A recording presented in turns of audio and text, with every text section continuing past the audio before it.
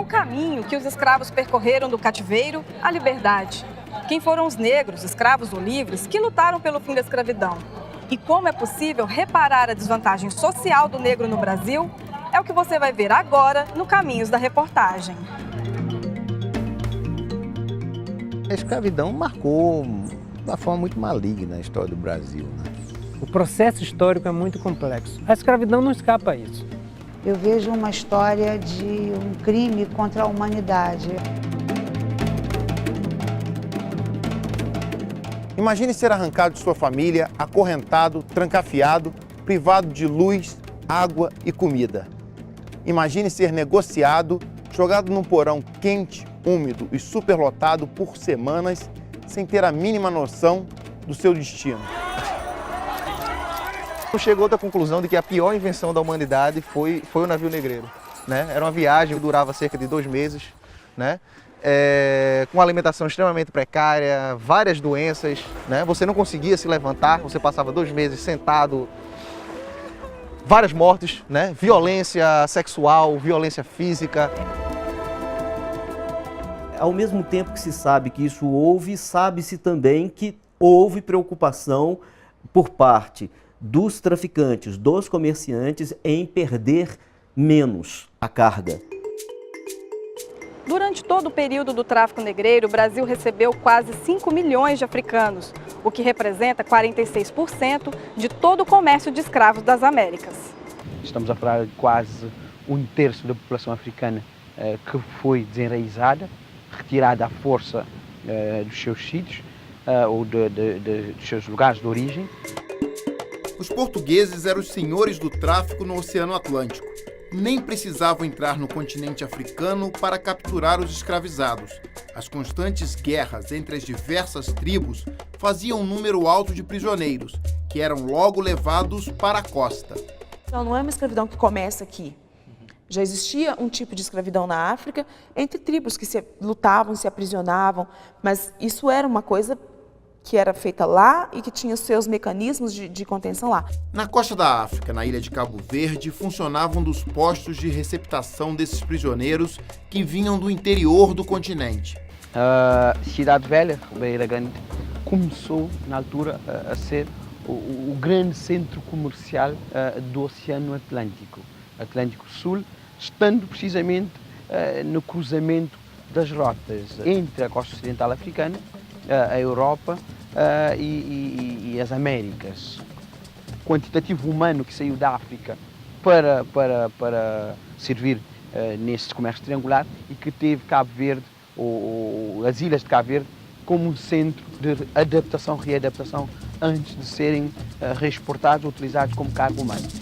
O comércio atlântico de escravos para o Brasil começou aqui em Pernambuco. E a província de Pernambuco tem a vergonha de ser um dos pouquíssimos lugares do mundo que recebeu gente da África permanentemente, sem interrupção, desde o século XVI até o século XIX. A escravidão africana no Brasil começou aqui. A turística ilha de Itamaracá, em Pernambuco, servia de porto clandestino para o desembarque de cativos. Foi ali, por volta de 1845, que um africano muito especial desembarcou, Mahoma Bakwakwa.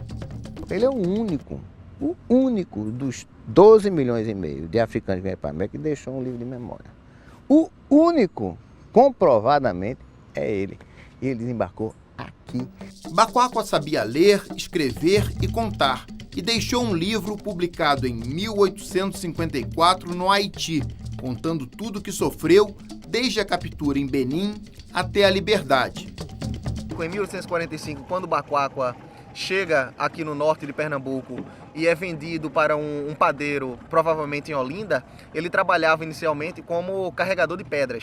Era um trabalho muito duro e ele coloca que em certa ocasião ele tenta suicídio, mais de uma vez inclusive, e antes que ele conseguisse se matar, vamos colocar assim, o seu senhor o vende para um comerciante da Praça do Rio de Janeiro. O Rio de Janeiro foi a cidade que mais recebeu navios negreiros no mundo.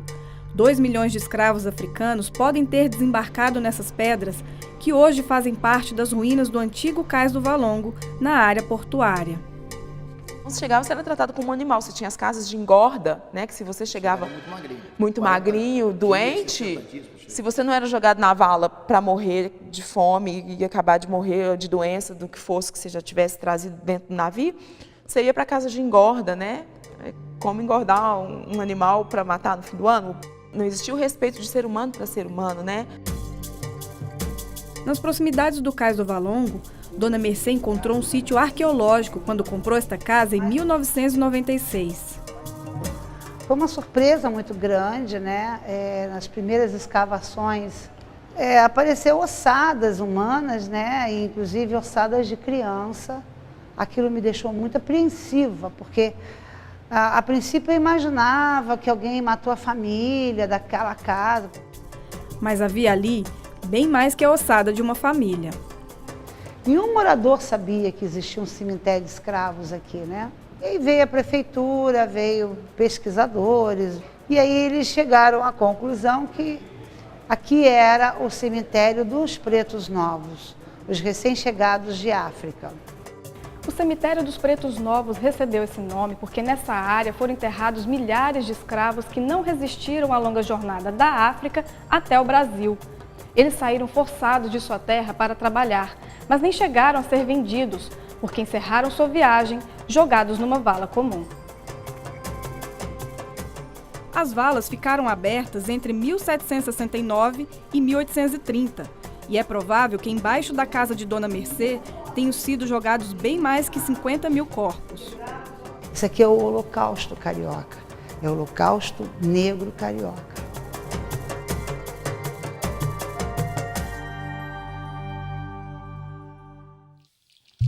Quem não morria era exposto no mercado e logo vendido para algum senhor. No século XVIII, com a descoberta do ouro nas regiões das Minas Gerais, houve uma verdadeira corrida por mão de obra escrava especializada.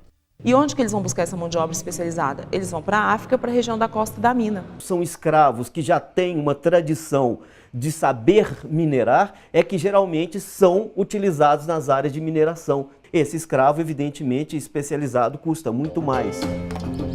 Ouro Preto, a capital das Minas Gerais, na época, chamava-se Vila Rica e chegou a ter, no auge da mineração, uma população de 50 mil pessoas, a maioria negra.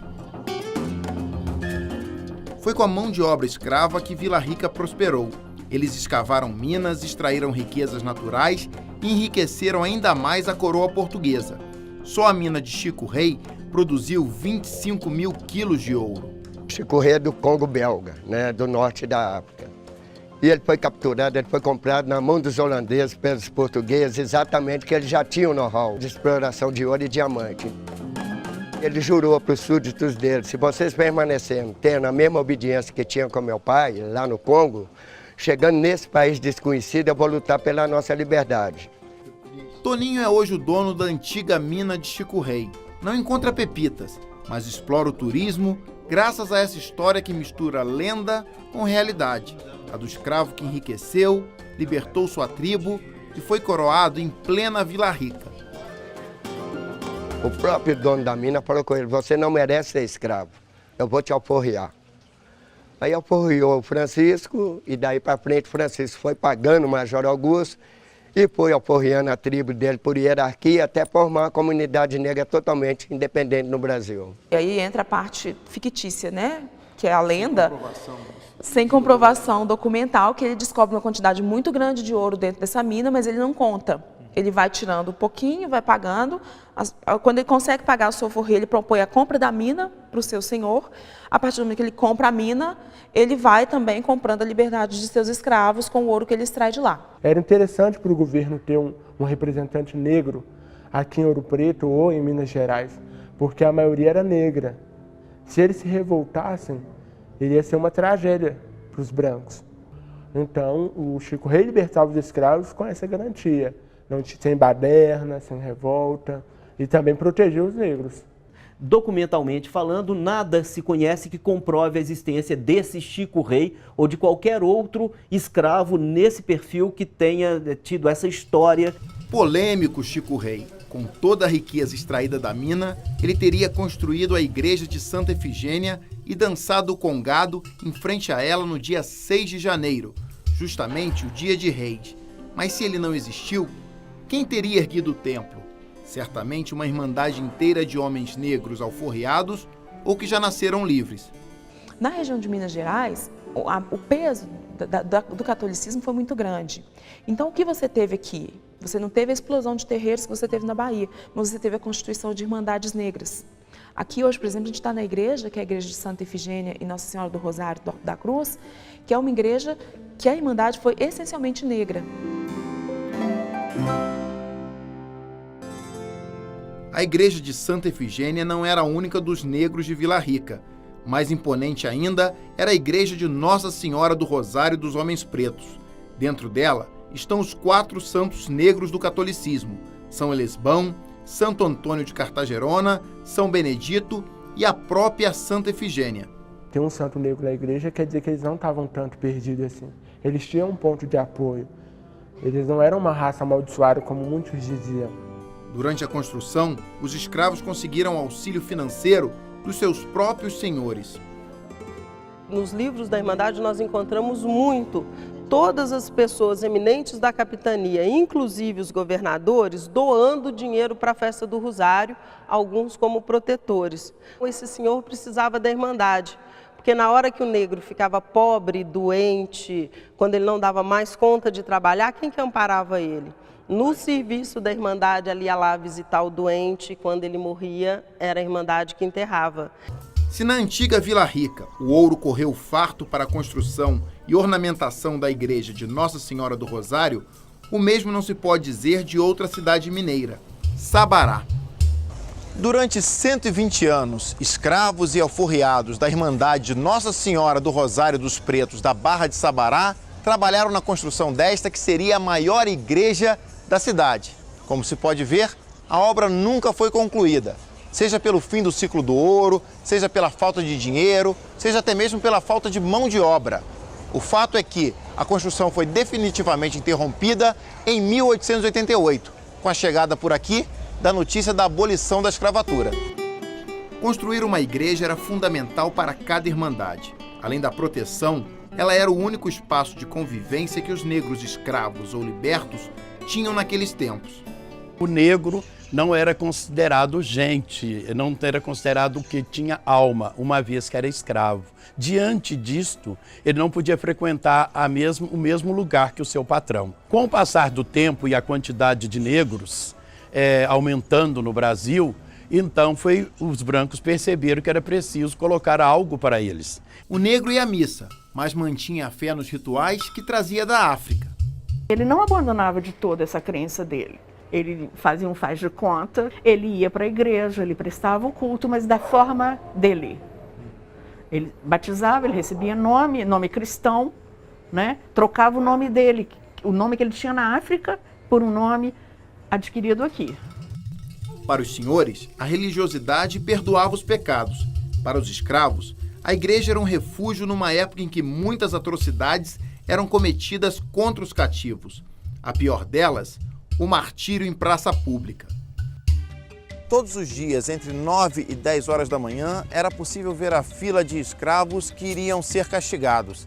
Iam eles de 2 em 2, amarrados pelo braço e sob a escolta da polícia até um local determinado, pois era muito comum que nas praças principais de cada cidade existissem pelourinhos, com o intuito de mostrar para a população os escravos que iam ser castigados. O pelourinho era uma punição, as pessoas levavam chibatadas, a gente conhece as punições da Inquisição, então é uma sociedade que está funcionando numa outra lógica ética. Que o castigo exemplar era bem visto, o castigo excessivo que não. Poderia trocar de dono desde que você sofresse castigos abusivos. Ia à justiça e relatava o fato que era averiguado, mas você teria que ter um interlocutor. O ciclo do ouro acabou, as minas já não produziam mais, Vila Rica começou a esvaziar, mas a escravidão estava longe do fim. Houve o ciclo do pau-brasil, o ciclo da cana-de-açúcar, o ciclo do ouro, o ciclo do café. Todos esses ciclos estavam dentro do ciclo da escravidão, né? Os comerciantes, as pessoas mais ricas do país, eram traficantes de escravos. A partir de 1828, o Brasil descobre outra fonte de riqueza: passa a ser o maior produtor e exportador mundial de café. As terras altas e o clima do Vale do Paraíba favoreceram a produção de café no século XIX. E foi nas grandes propriedades com mão de obra escrava que as lavouras se desenvolveram. Nesse momento, exatamente, é que está havendo a ascensão do café, né? Está se formando uma nova classe dominante de lavradores envolvidos no café, gente muito poderosa, né? Os barões do Vale do Paraíba, entendeu? Barões como o comendador Manuel Antônio Esteves, que tinha em torno de 700 escravos, todos eles registrados em um livro guardado na fazenda Santo Antônio do Paiol, em Valença, no Rio de Janeiro. Para o trabalho, a profissão, escravo trabalhava, aquele que trabalhava na lavoura, dos 42 anos, geralmente ele não passava, porque era muito judiado, muito sugado mesmo, o máximo que ele poderia dar, né, no trabalho. Não era um produto barato, exatamente por isso não era um produto tão descartável quanto às vezes a gente lê e escuta, não é, alguns dizendo. Nem sempre. Um escravo homem, jovem, forte, custava em Minas Gerais, na primeira metade do século XVIII, algo em torno de entre 250 e 350 mil réis. Com esses mesmos 250, 350 mil réis, se poderia comprar talvez 10 cabeças de vaca, ou o valor de um sobrado, de 2 andares. Esta é uma das fazendas mais preservadas do Vale do Paraíba. Ela começou a ser construída no século XVIII e ainda mantém boa parte da estrutura daquela época. Mas não é uma fazenda qualquer. Aqui funcionou um grande centro clandestino de reprodução de escravos. Além de serem tratados como reprodutores, ali os negros viveram um dos maiores calvários da escravidão. Era embaixo da Casa Grande que ficava a masmorra, para onde eram levados os escravos considerados desobedientes. Preservados até hoje, os troncos de tortura ainda guardam as marcas de sangue do período mais cruel da história do Brasil. Tá vendo aquelas manchas escuras na madeira? A gente já raspou, já mandou ver, é sangue realmente. Isso aqui nunca ficava vazio, porque sempre tinha preso. Então era uma turma já presa, a outra que tinha saído daqui muito machucada, estava do lado de cá, curando com sal grosso as costas. O outro que já estava chegando aqui, para quando vagasse ele poder entrar.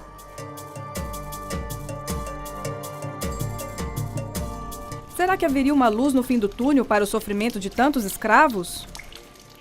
Quando as ideias liberais e iluministas ganharam corpo em todo o mundo ocidental, o Brasil, junto com alguns outros países, foi paulatinamente se transformando numa espécie de aberração em relação à comunidade internacional. É só a partir do século XIX que as mentalidades começam a mudar. A escravidão passa a ser ilegal. Os ideais abolicionistas se espalham, mas a derrubada definitiva de todo o sistema é um processo bastante lento.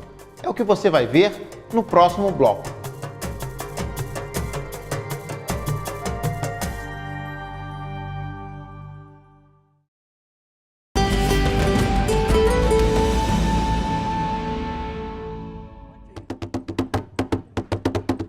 Onde há escravidão, há fuga. Em busca de liberdade, os escravos cantavam e fugiam. O sinal vinha do próprio batuque. Era um aviso para os escravos. Eles podiam correr, que o capataz estava distraído. O candongueiro no quilombo é usado como dedo duro. E o candongueiro, ele bate num ritmo diferente do tambu. E o candongueiro era que marcava a hora e a posição e quando a pessoa podia assim, sair na fuga. E quando também a fuga fosse descoberta, o candongueiro ele tem assim, uma facilidade de mudar de toque sem prejudicar o ritmo. Aí mudava o toque dele e os caras sabiam que tinha que esconder que tinha sido descoberta a fuga. Além da fogueira, ajuda todos os irmãos machados. Numa época em que a escravidão estava longe de acabar, a fuga era a forma mais rápida de liberdade. Era um fenômeno muito intenso mesmo. Provavelmente poucos escravos não tinham no seu currículo uma fuga pelo menos. Seguindo pelas matas ou pelos rios, os escravos se refugiavam em pontos distantes das fazendas e formavam os quilombos.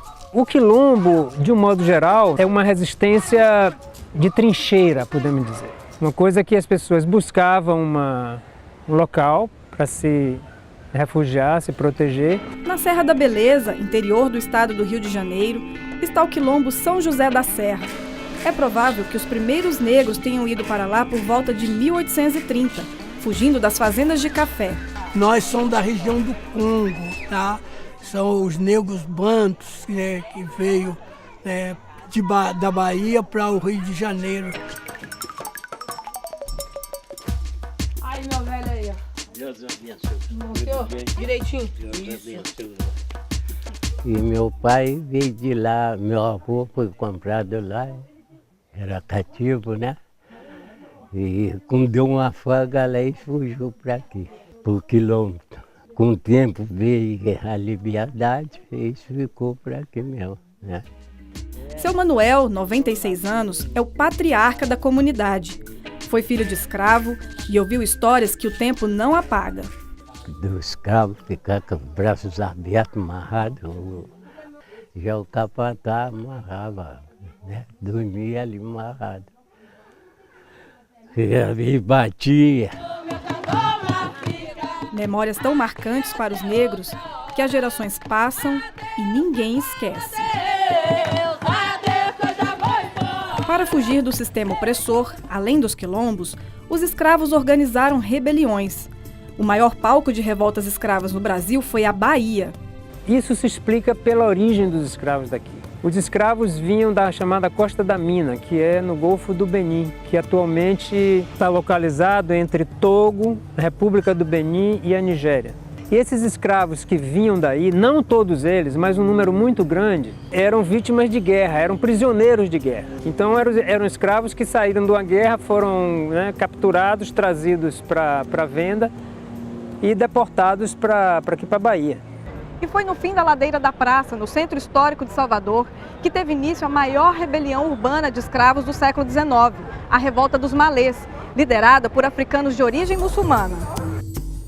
O plano de fuga foi registrado em papéis árabes. Cerca de 600 escravos saíram pelas ruas de Salvador, mas foram pegos no caminho. Alguns foram executados na área conhecida como Campo da Pólvora. Os rebeldes, quando estavam fugindo da cidade, encontraram pela frente a cavalaria. Aí foi aí que houve realmente uma batalha campal, mas na qual os rebeldes estavam absolutamente despreparados, porque eles lutavam com armas brancas, arco e flecha, entendeu? E os soldados, além da cavalaria, tinham armas de fogo, que se calcula em torno de 60, 70, entre os que morreram lá mesmo ou que foram, e depois morreram de ferimentos adquiridos durante esse momento. E aí acaba o movimento. A revolta acabou, mas o desejo de liberdade era eterno. Tanto que os escravos que viviam nas cidades podiam negociar diretamente com os seus senhores uma alforria. Alforria significa liberdade. E essa liberdade podia ser concedida gratuitamente pelo senhor de escravos e mediante a compra. Então, o patrono estabelecia um preço pela liberdade e esse escravo tinha que amealhar esse dinheiro para que ele pudesse comprar essa liberdade. Nós conseguimos identificar uma forma que foi muito comum durante todo o século XVIII em Minas Gerais. É uma espécie de crediário da alforria. O escravo pagava em parcelas durante 4, 5, 6 anos. Ele pagava parcelas da sua liberdade, parcelas da sua alforria. E principalmente as mulheres recorreram muito a essa forma de libertar-se e libertar os seus descendentes, seus filhos. Mesmo nos anos finais da escravidão, não era fácil conseguir a alforria. Na província de Minas Gerais, a que possuía o maior número de cativos, apenas um entre 18 tinha dinheiro suficiente para comprar sua liberdade.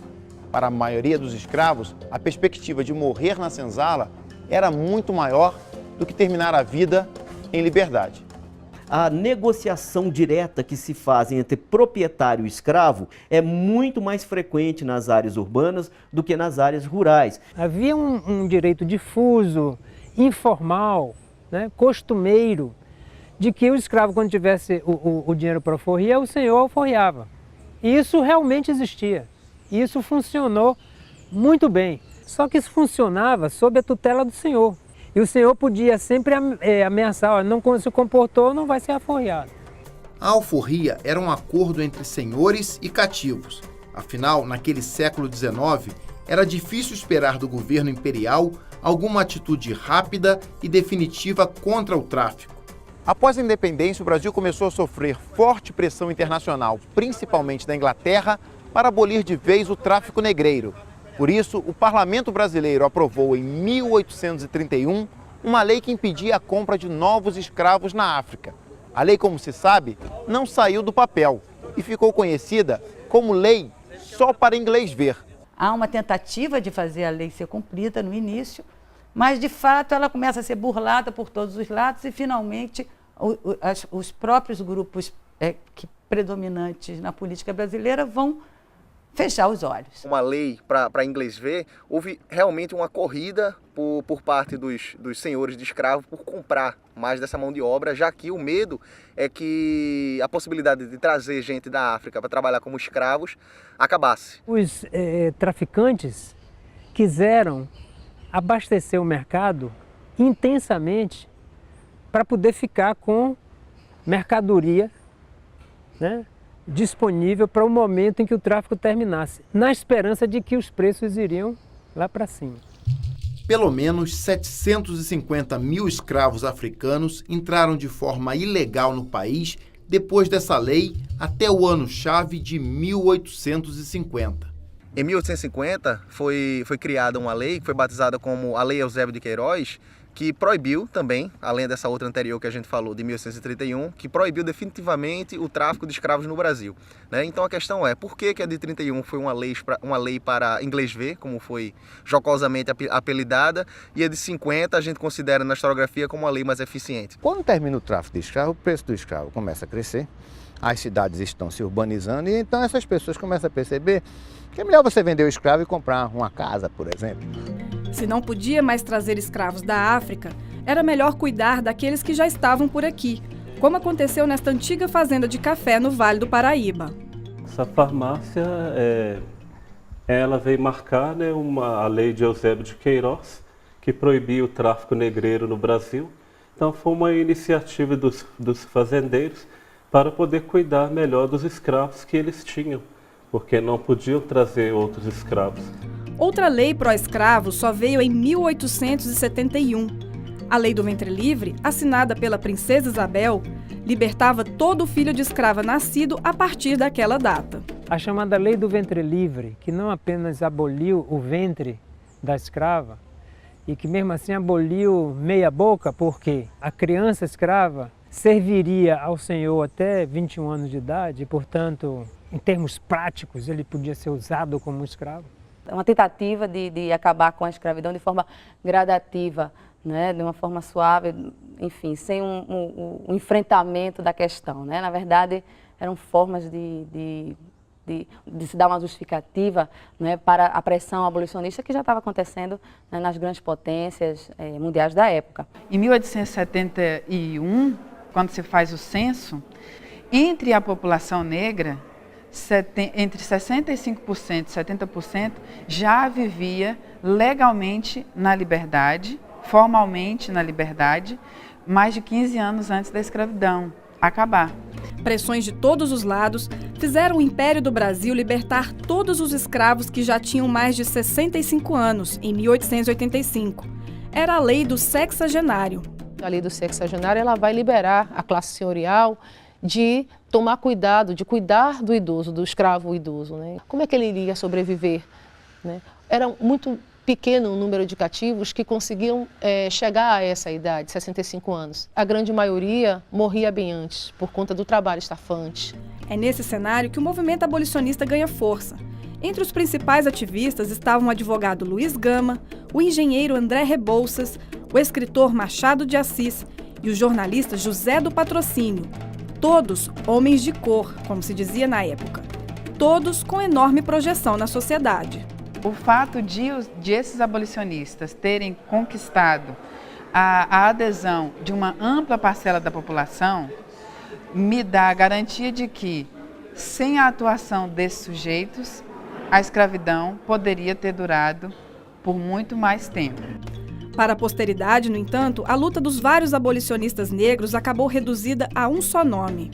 A dedicação que o José do Patrocínio deu à luta abolicionista dava a ele uma visibilidade, sobretudo também porque ele era proprietário de um jornal. Ele formava um grupo que inclusive era constituído por vários outros abolicionistas negros que, com o passar do tempo, foram sendo apagados e favorecendo assim o mito do José do Patrocínio como o maior e talvez o único negro abolicionista. Coincidentemente, era nesta igreja de Irmandade de Homens Negros, no centro do Rio, que os abolicionistas se reuniam. Muitas decisões foram tomadas aqui por pessoas importantes como Joaquim Nabuco. Joaquim Nabuco era um dos homens brancos que lutavam pela abolição. Passou sua infância neste engenho de cana-de-açúcar em Pernambuco, uma propriedade que tinha pelo menos 50 cativos, e logo entendeu, a escravidão não podia continuar. Joaquim Nabuco estava sentado na frente da casa, na escadaria, datando entre 7 e 8 anos, e chegou um escravo muito machucado e pedindo ajuda para que Joaquim Nabuco convencesse a madrinha dele a comprá-lo, porque sabia que aqui os escravos eram bem tratados. Já adulto, Nabuco foi advogado de um escravo condenado à morte por matar seu senhor e conseguiu algo inimaginável para aquela época. Ele realmente era um grande orador, né? Impressiona na época e ele consegue evitar a condenação à morte. Claro que o escravo foi condenado a trabalhos forçados nos navios, né? Quer dizer, um trabalho árduo, mas naquele cenário era uma pena muito mais suave, né, comparado à própria morte. A partir daí ele vai se consolidando como esse líder abolicionista. O movimento abolicionista se espalhou pelo Brasil. As províncias do norte foram as primeiras a aderirem à causa, se bem que por um motivo bem particular. Houve um verdadeiro tráfico interno de várias províncias do norte e do nordeste do Brasil, vendendo seus escravos para São Paulo. Houve um decréscimo dos escravos do Piauí, de Pernambuco, da Paraíba, inclusive da Bahia também, né, que eram vendidos a altos preços para São Paulo e a região cafeeira do Rio de Janeiro. Que era dono de escravos em 1848, em 1870 ele já não é mais dono de escravos, já vendeu, né? Então todo mundo vira abolicionista. A propriedade escrava deixa de ser pulverizada e passa a ser mais concentrada, inclusive regionalmente, né? Então fica mais fácil aquelas bancadas do Nordeste escravagista, racista, né? E enfim, tudo que a gente pode imaginar ser a favor da abolição. Redenção, o pequenino município do Ceará, a 55 quilômetros de Fortaleza, se orgulha de ter sido o primeiro local no Brasil a libertar todos os seus escravos ainda em 1884. E para onde se olhe, há uma referência ao pioneirismo na cidade. Me desculpe minha falta de romantismo. A abolição no Brasil não veio nessa época por uma mudança de mentalidade. A mudança de mentalidade acompanhou a questão demográfica. No momento que o valor do escravo cresce muito, esse pequeno proprietário de escravo passou a ser mais negócio para ele vender. Então as pessoas foram deixando de ser dono de escravo. Até que chegou um ponto que praticamente não havia donos de escravo no Ceará. Com um atraso monumental em relação ao resto do mundo, o Brasil finalmente libertou todos os escravos no dia 13 de maio de 1888, na famosa Lei Áurea, assinada pela princesa Isabel. O Brasil foi o último país a abolir a escravidão. Os caras assim lamentando como é que esses escravos ingratos, né, esses negros que eu tratei tão bem, abandonam a minha fazenda, né? Àquela altura a escravidão como um projeto estava totalmente desmoralizada. Mas quando houve a abolição, existiam em torno de 700 a 750 mil escravos no Brasil. Era muita gente, né? Era para a demografia da época, ainda era muita gente. É Machado de Assis quem nos dá a ideia da festa que aconteceu na cidade após a assinatura da Lei Áurea. Houve sol, e grande sol naquele domingo de 1888, em que o Senado aprovou a lei que a regente sancionou e todos saímos às ruas. Sim, eu também saí às ruas. Eu também entrei no préstito em carruagem aberta. Todos respiravam felicidade. Tudo era delírio. Leia o Machado de Assis que você vai perceber que ele falou sobre as mazelas da escravidão, sobre os impasses gerados pela escravidão, sobre as possibilidades de ação de pessoas negras livres, libertas e escravizadas em vários momentos da obra dele. Funcionário público de um ministério responsável pela aplicação da legislação abolicionista, é provável que Machado de Assis tenha dado um rápido encaminhamento para essas questões dentro da burocracia do governo imperial. Quando você chega ali em 1888, que os jornais passam a homenagear a quem contribuiu para o fim da escravidão, o Machado de Assis é um dos primeiros nomes para quem se agradece na atuação realizada a partir do Ministério da Agricultura. Mas as homenagens e as festas causadas pela Lei Áurea acabaram muito rápido. Então, quando a abolição da escravatura acontece, eles não pensaram em dar moradia, eles não pensaram em dar educação, eles não pensaram em nada para este povo que estava ganhando a liberdade. A partir da chegada da notícia nas mais distantes fazendas do Brasil, todos os negros estavam livres. O que eles iam fazer a partir de então parecia não ser mais responsabilidade do Estado brasileiro. Por mais que em 1888 tem toda essa questão da liberdade, do fim da escravidão, mas esses escravos vão para onde? Eles não têm terra, eles não têm casa, eles não têm trabalho. Para você ter comida, você precisa, de alguma forma, produzir. Se você vai analisar o que foi a experiência da liberdade entre pessoas negras ao longo do século XIX, você vai ter o quê? Uma história da precariedade da cidadania no Brasil. Nos dias de hoje, será que é possível reparar os males deixados pela escravidão? Políticas afirmativas e sistemas de cotas atendem às reivindicações da população negra brasileira? É o que você vai ver no próximo bloco.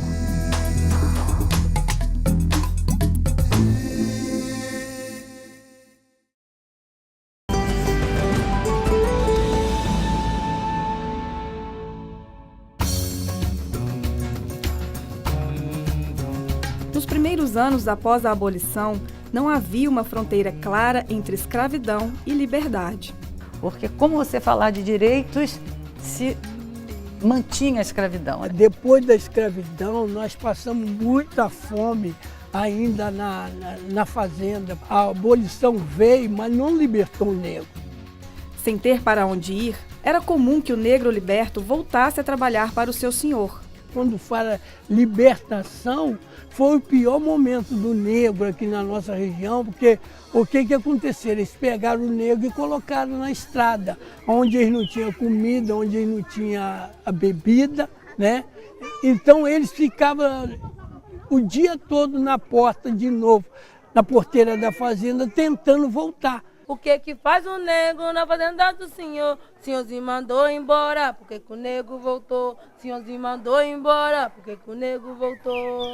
Dentro da fazenda era o castigo, que era o couro, era a senzala, era, né, açoitado. E a estrada era a fome e a sede, né, que aterrorizava a vida dos escravos. Com algumas poucas exceções, André Rebouças entre eles, José do Patrocínio também, que falavam em alguma forma de indenização para os últimos escravizados em terras. A grande discussão na hora da abolição foi a indenização dos senhores,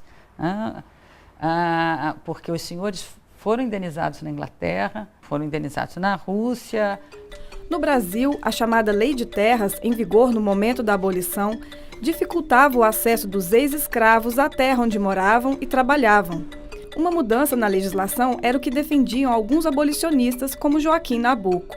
Para Nabuco não bastava somente a abolição. Liberdade por simplesmente liberdade. Simplesmente a liberdade, né? Era preciso, como ele dizia, oferecer dignidade para as pessoas e essa dignidade passava pela terra. Quer dizer, o país só poderia crescer se a lei agrária fosse efetivada. Ainda hoje, as comunidades quilombolas lutam pelo direito de permanecer na terra onde construíram a sua história. Hoje, graças a Deus, e hoje nós estamos no processo aqui de titulação da terra, né? Parte da terra já é da comunidade, tá? Nós só tomamos com a partinha, um pequeno pedaço aqui que tá em questão. Isso que se deu assim a liberdade para o quilombo. Mais de 120 anos após a abolição, o Brasil ainda é marcado pelo racismo e pela desigualdade social. Uma pesquisa das Nações Unidas mostra que o Índice de Desenvolvimento Humano, aquele que mede o nível de renda e acesso à saúde, educação, entre outras políticas, é menor entre os negros do que entre os brancos. Os negros saíram da lavoura do café, foram para a favela, mas estão sendo massacrados até o dia de hoje. Então é óbvio que essa questão da cidadania da população afrodescendente era um problema no século XIX e, com todas as evoluções que vieram percorrendo ao longo do século XX, continuam sendo um problema também no século XXI. O racismo e a xenofobia que infelizmente continuam a perpetuar nas nossas sociedades e que não deixa de ser uma reminiscência de todo esse caldeirão surgido no século XVI. Comparado ao período da escravidão, vivem hoje os jovens negros brasileiros morrendo na mão do Estado o tempo todo. Comparado ao período da escravidão, vive hoje domésticas sem 100% dos seus direitos garantidos. Não temos condições sociais, econômicas, políticas. E comparado ao período da escravidão, somos nós que ainda não temos voz no Congresso Nacional. A desvantagem social do negro na sociedade brasileira levantou o polêmico debate sobre a possibilidade de reparação aos descendentes de escravos. O Estado brasileiro não está dando nada para os afros brasileiros. O Estado brasileiro está devolvendo tardiamente e muito pouco da dívida que ele tem com o povo negro. Então, não é esmola. Entende? É muito pouco, é uma dívida de séculos. O Estado brasileiro tem uma dívida com a população negra. Um Estado fundado na escravidão e constituído a partir da exploração do trabalho não pago de gerações de pessoas e que não criou medidas para que reparassem esse histórico de desvantagens, ele precisa ser questionado. Um debate complexo, se for relacionar numa relação direta de causa e efeito, reparação com algum benefício pecuniário nos dias atuais, eu particularmente acho que essa conta é impossível de ser feita. Tecnicamente, contabilmente, politicamente, acho que não há muito como. É impossível certos países ou certas nações pagarem a dívida que têm para o continente africano. Porque isso, numa perspectiva demográfica, estamos a falar de um continente que em menos de 2 séculos foi completamente dizimado. Então, o que a gente está querendo dizer com a reparação é reparar a memória, a história, a presença, os símbolos, as personalidades dessa vivência negra que vem até hoje. Para discutir as possíveis formas de reparação, a Ordem dos Advogados do Brasil, a OAB, criou recentemente a Comissão da Verdade sobre a Escravidão Negra. Vamos discutir a reparação e vamos discutir a verdade da escravidão da mesma forma como foi feita na Comissão da Verdade sobre a Ditadura.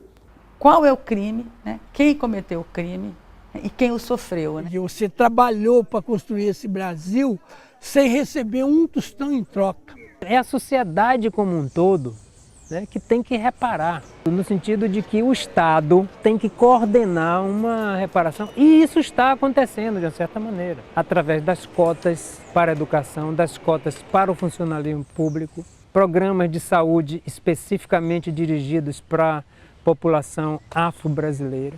Qual seria o preço a pagar pelos escravos africanos que morreram na travessia do Atlântico enquanto carga? Nunca teríamos o preço justo desta compensação. Na verdade, o retorno devia ser pagar em dinheiro esses anos trabalhados por esse grupo. Mas nós sabemos que isso não vai acontecer. Para isso acontecer, era necessário reconhecer que a escravidão foi um crime. Reconhecer simbolicamente é muito simples, fácil. Uma das formas de reparação aos danos causados pelo longo período de escravidão é a Lei de Cotas, criada em 2003, que incentiva o ingresso de estudantes negros nas universidades públicas do país. nós consideramos a política de cotas como uma das possibilidades, uma das estratégias de tentar recuperar o prejuízo que foi ocasionado a esse segmento social. Mas jamais ela dá conta de ser o pagamento dessa dívida como um todo. Adilson realizou uma pesquisa sobre o desempenho de alunos cotistas nos cursos de Medicina, Direito, Engenharia Civil e Serviço Social na Universidade Federal de Ouro Preto, em Minas Gerais. Os estudantes que ingressaram nesses 3 cursos, eles não teriam possibilidade de ingressar na universidade naquele ano, no ano de 2009, caso eles não fossem beneficiados por uma política de acesso diferenciada.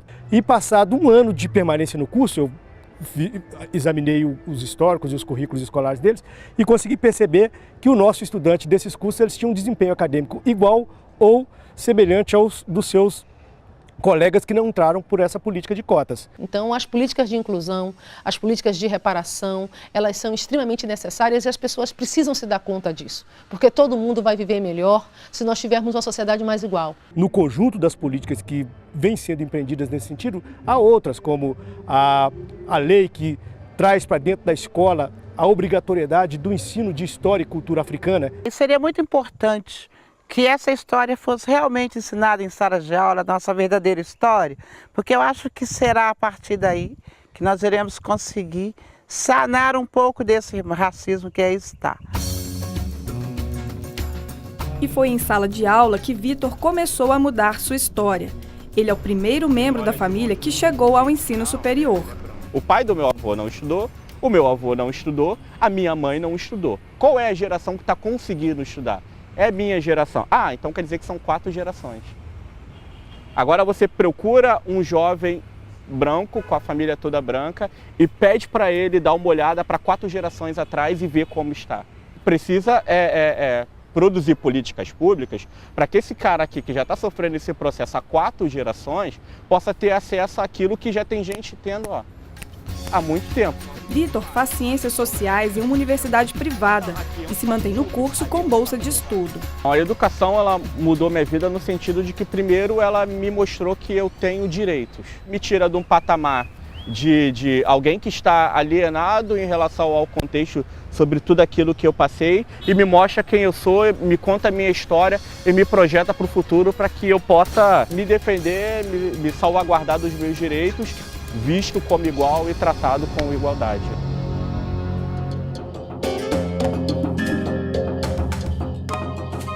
A educação também marcou a história de Dona Zica. Ela foi empregada doméstica dos 8 aos 65 anos de idade. Seu primeiro trabalho foi para os descendentes da família para quem sua avó trabalhou nos tempos da escravidão. No primeiro momento, aos 9 anos, eu cuidava de 2 crianças, tá? Eu cuidava, só não cozinhava, mas fazia todo o serviço da casa. Tá? Eu estudava, ela fez questão, eu fui a primeira pessoa da família a entrar no grupo escolar. Quando o tempo passa, a partir de tomar uma consciência que a gente veja, que eu percebo, eu fazia um trabalho escravo. Ainda criança, quando os patrões atrasaram o pagamento, Dona Zica fez a sua primeira reivindicação por direitos trabalhistas. Peguei a bagagem que eu tinha e fui para casa. Disse, mãe, não vou trabalhar mais. 2 dias depois ele foi atrás de mim. Aí disse para minha mãe assim como se fosse propriedade deles, né? Eu vim buscar a Zica. Conversaram. A minha mãe disse, me chamou. Seu Gias veio te buscar. Eu disse, mas eu não vou.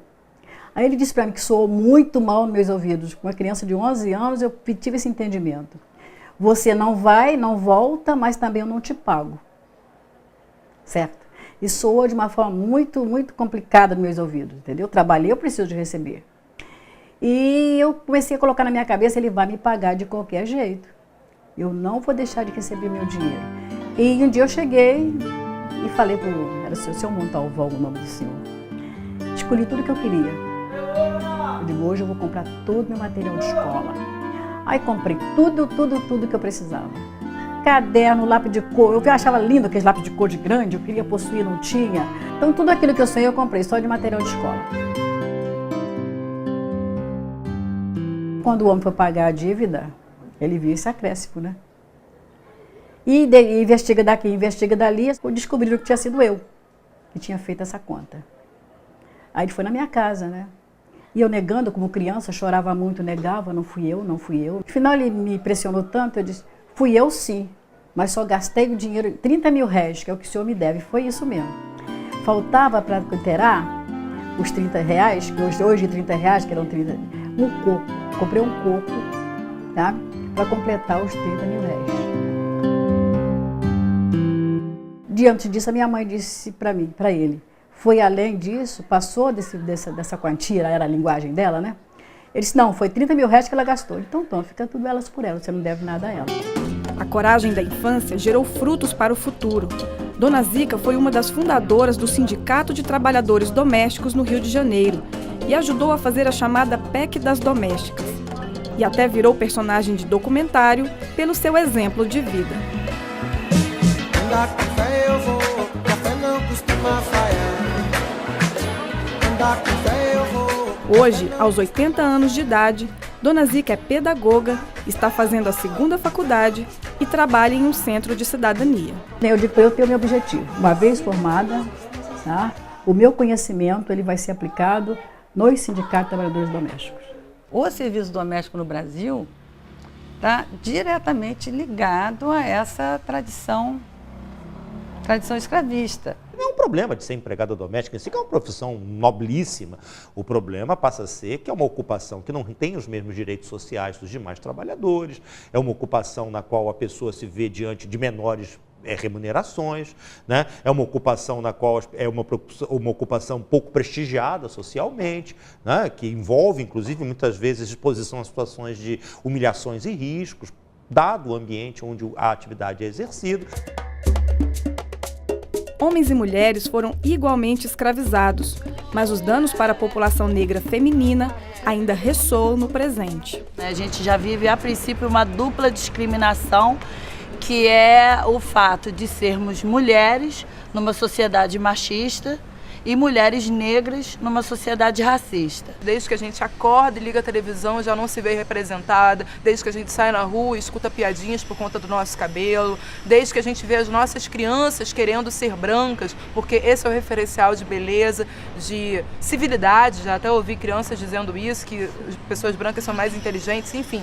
Isso é uma questão que mina a nossa autoestima desde pequena. E são as próprias mulheres negras que estão resistindo para mudar o estigma da escravidão, como as bailarinas do grupo Balé das Iabás. Por meio da arte, elas querem construir uma nova imagem da mulher negra e garantir os seus direitos.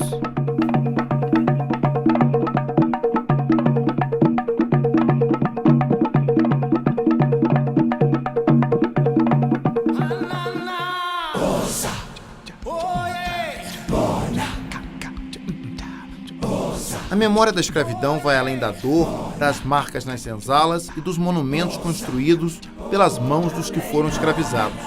Está cada vez mais presente na cultura, nos costumes, na beleza e na resistência de seus descendentes. A escravidão aqui, ela é tão fortalecida e entrou tanto no inconsciente coletivo que existe um certo apagamento dela na memória. Os negros fundaram a liberdade no Brasil. Não fundaram a escravidão. Quem fundou a escravidão foram os escravizadores. Que nós não estamos querendo nada de ninguém, só está querendo o que é de fato deles. Porque o negro ele trabalhou muito para a construção desse país, né?